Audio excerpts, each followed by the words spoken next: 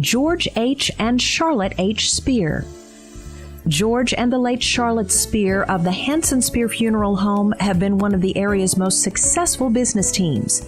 They met while students at Valparaiso University, and they married on August 25, 1951. He was an accountant for U.S. Steel up in Gary, Indiana.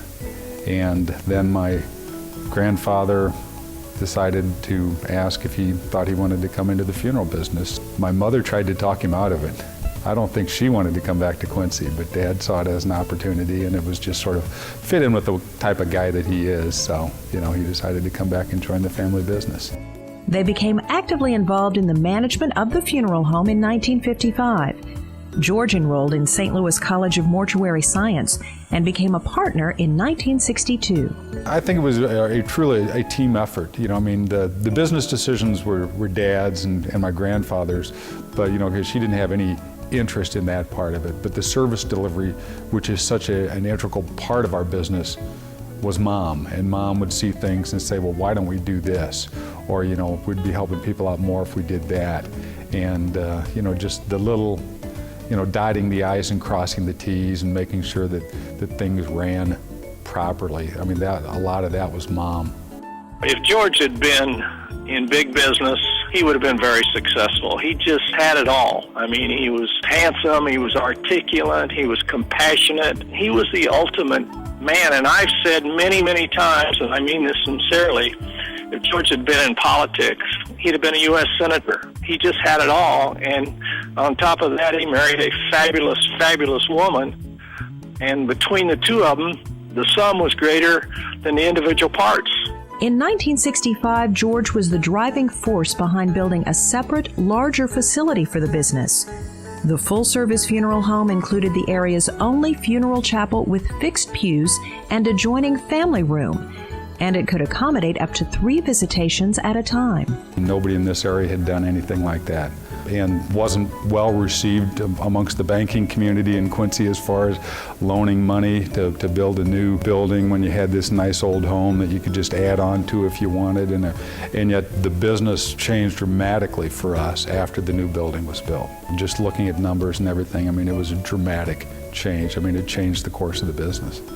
Born on February 12, 1931, Charlotte graduated from Quincy High School and Valparaiso University and was a high school teacher before coming back to the family business.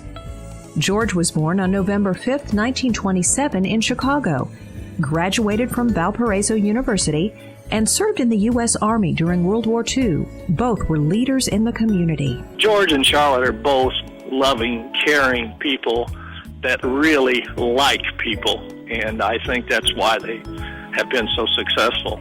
Charlotte was very active with the QHS Alumni Association, St. James Lutheran Church, American Association of University Women, Women's City Club, Quincy Public Library, Altrusa, and American Cancer Society.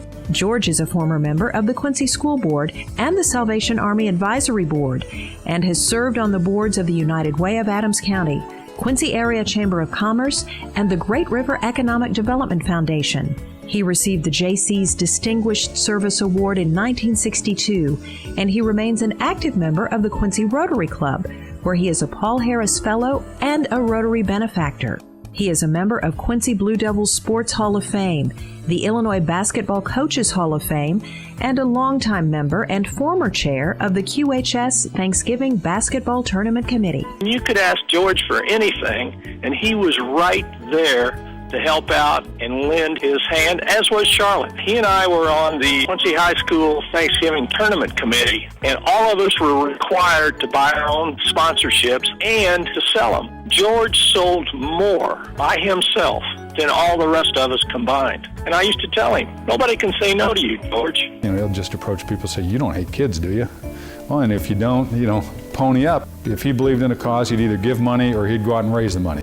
In 2004, George and Charlotte received the Mississippi Valley Council of Boy Scouts of America Distinguished Citizen Award, and George was honored by the Girl Scouts in 2010 for community service. They have been diehard Cubs fans. It's 62 miles from Wrigley Field to my grandmother's farm. We could all drive it when we were in high school, And, our summer vacations were spent in Chicago seeing the Cubs, and it was all day baseball. So at night we'd go out and visit my grandmother, and, next day back out to Wrigley Field. He's apologized to his grandsons for raising them as Cub fans, or raising us as Cub fans. And it's interesting, the life lessons that we've learned from that. The couple had 3 sons. Charlotte Spear died on November 2nd, 2007. George officially retired in 2007, but still comes to the office almost daily.